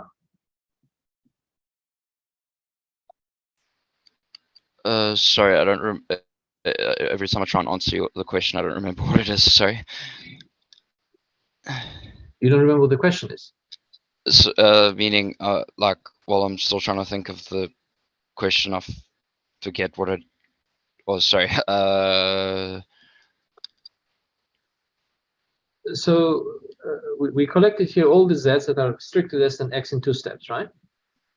Yeah, okay. Now, Yeah. can this be written down as the set of all the z's that are strictly less than a fixed number? Yeah. That would be the one that is less than x in 1 step. Yeah, which is x minus 1. Yeah. Which is defined when x is bigger than 0. So this union idea now translates into subtracting 1. U5, so this axiom U4 will hold. U5, let's look at U5. What was U5? So before we had U5, we had U3 bar. U3 bar, unfortunately, will fail. We already know that because already U3 fails, and U3 bar is even stronger axiom. So we don't even go in details there. This one fails because its weaker version already failed. And then we have U5, which was the power set situation. And to describe the power set situation, first let's unpack what the C relation is in this case, right? We define the C relation to be that x is C related to y whenever that set is a subset of that set, right? So let's try to define that. So a number n will be C related to number m. By definition, it should hold whenever the set of those, let's call it a's, such that a is strictly less than n, is a subset of the set of those a's such that a is strictly less than m. Do we know of this relation? Maybe it's something we've seen before. When will n and m be in such a relation that everything that's strictly less than n is automatically strictly less than m? Again, I would like your input there, please.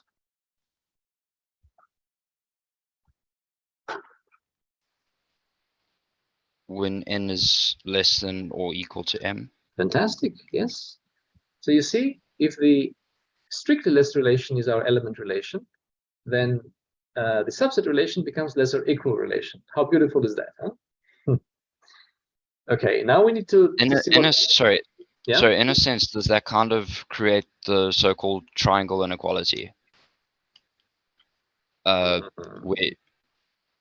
Where you'll have, so let's say you have like an epsilon less than n, or less than or equal to n, and then an n less than or equal to m, then you'll That's have called epsilon transitivity. less than or equal. Yeah. That's called transitivity, and that's the transitivity of the subset relation now translates to transitivity of the lesser equal relation. In fact, here, even the strictly less relation is transitive. In general, element relation is not transitive. Okay, so we now want to compute the power set, right? So the power set was supposed to be the set of those z's that are in C relation with a given number x. And we're now looking for a y, so that now instead of C, we can write less or equal. And now we're looking for a y, so that this set is the same as those z's, which are directly elements of y, in other words, which are strictly less than y. So for a given x, what number do we put here? So the things that are less or equal to x are exactly the same thing as those things that are strictly less than that number.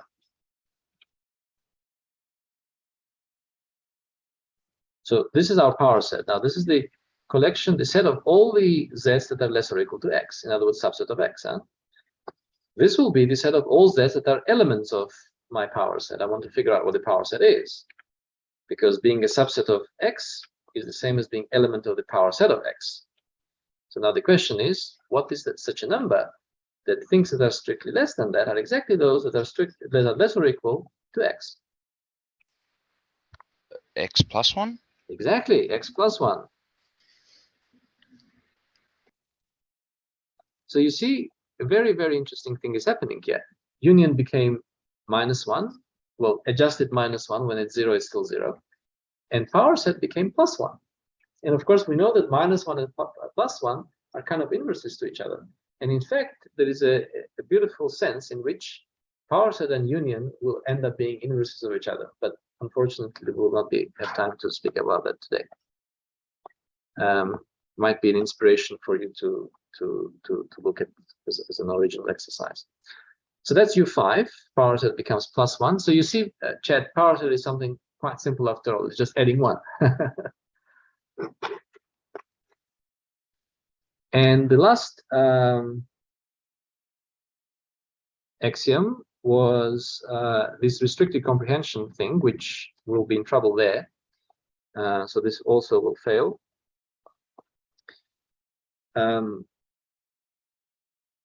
So basically, if you let's say take number 3, in this model, elements of 3 are 0, 1, and 2, because these are the things that are strictly less than 3. Now we take, remember, we need to take something. Okay, let me go back to U6. We need to take some x, and then draw a subset of my universe, and then overlap with x in the sense that take those things that are related to x and fall in the subset.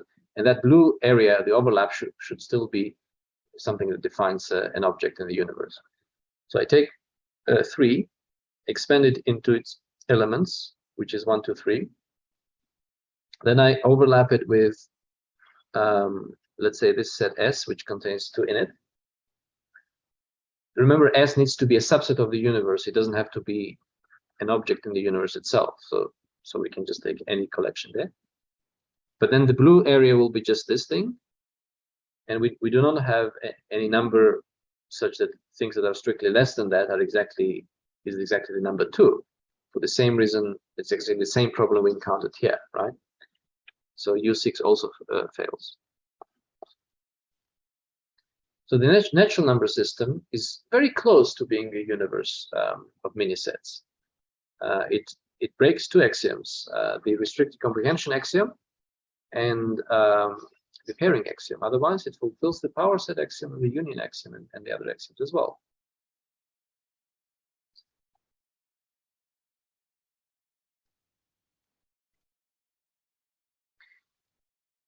Okay, so this is where we're going to conclude today. As you see, relation as a mathematical structure can be quite a powerful and rich thing, and we explored today one specific type of a structure that's based on a relation structure, which is a universe. We never ended up giving a specific example of it. All the examples we gave were partial examples. Some axioms continued to fail, right? One can create an example of it based on axioms of set theory, but we don't have more time now, and maybe this is a nice exercise for you to explore on your own, how to build an action example, something that will satisfy all the axioms. It will be a bit difficult to build an example where the epsilon relation is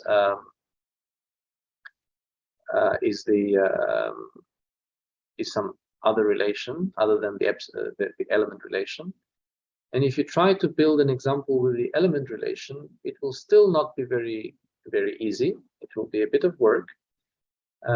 Eventually, what you will build, if you try to build the most efficient example where the epsilon relation is the actual element relation, you will get a universe which is called universe of constructible sets. This will be sets you can build out of the empty set.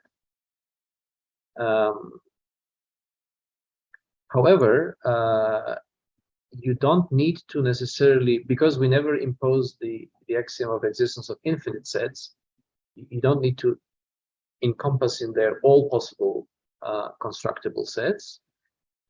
You can just get away with certain ones. And if you have some understanding of set theory axioms, you should be able to achieve that, because we didn't impose the empty set axiom. Otherwise, sorry, the infinity set axiom. Otherwise, if we had imposed an axiom that in our universe an infinite set must exist, then the standard axioms of set theory are such that they don't guarantee existence of a universe of many sets inside a universe, inside set theory.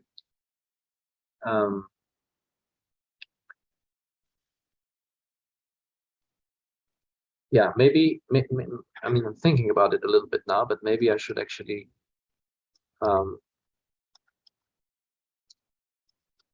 elaborate a bit more and offer you an example.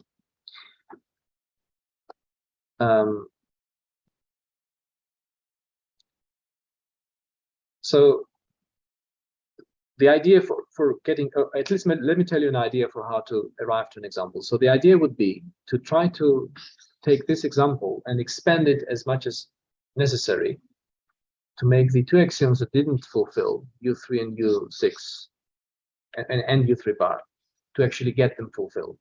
So that's the idea.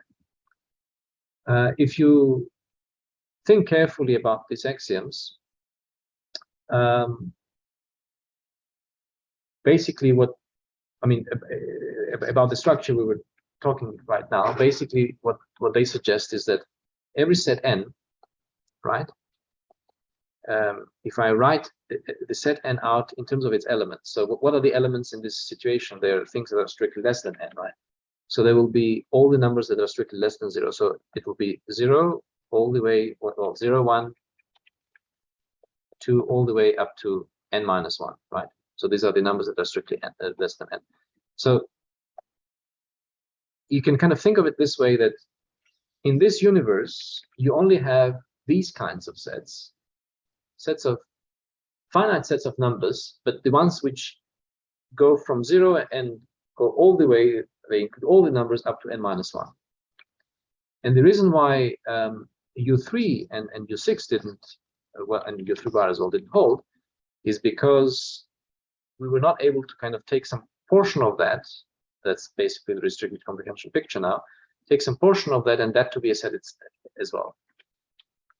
So to fix this, to remedy this situation, we will allow all possible portions, which in other words means that we allow we basically take the power set of the set of natural numbers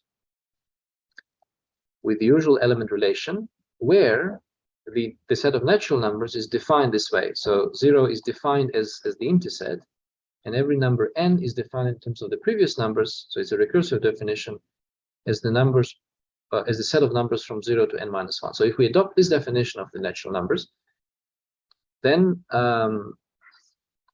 we take this structure, and that structure will then be an example of a universe. It will satisfy all the axioms. So is the only way that you can create a universe is if so the only way you can take a portion of a set is if the starting point, call it, or if every element is composed of everything before it, then you can take a portion. Yeah. If you've got something that you already know is a valid set, then you can take its portions, and they will be valid. They should be valid sets as well. So this was a valid set, so any of its portions should have been valid as well. But what you said is right, Chad. And that basically is a description of finite sets, because every finite set of numbers will have that feature that it will be a portion of the set of all numbers up to some given fixed number, right?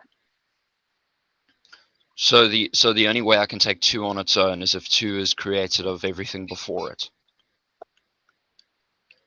No, you embed. So if you want to take 2 on its own, you first need to consider the set 0, 1, 2, which is 3, and then you take the portion of 3, which will be that. That will be the set 2 on its own.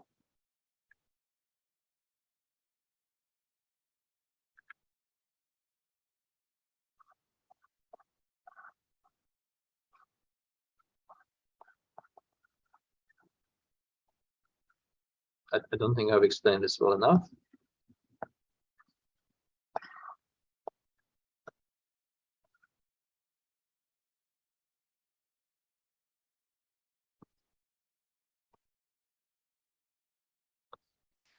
I think it's also late, and yeah,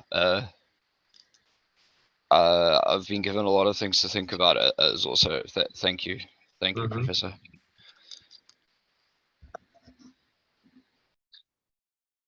But despite of the fact that it's late, Chad, you gave very good answers here for correctly identifying the union in the power set. So well done on that. I think a big problem is a lot of the time whenever I'm taught an extension of the model and I can't see a correlation of my current model, in order as a coping mechanism for me to allow me to learn, I accidentally create that new information as a separate model on its own. So then when the part comes when those two models need to unite and be the same model, then I just collapse and into complete confusion. Okay, that's a very, very interesting description. Yeah. So thank you. This has fixed a lot of, I suppose, my fundamental misunderstandings. Great to hear that. Well, thank you. Thank you too. Okay, so then if there are no further questions, we will end here.